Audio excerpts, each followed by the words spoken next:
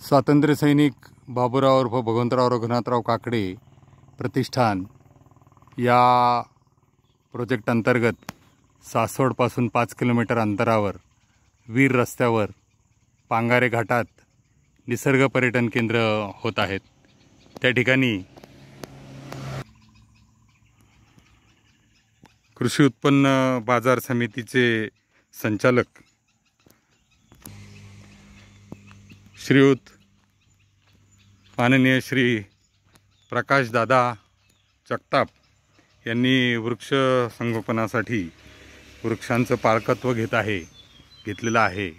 या ठिकाणी सागाचे 5 वृक्ष आहेत, ते माननीय श्री प्रकाश दादा जगताप यांनी त्याचं पालकत्व घेतलेलं आहे।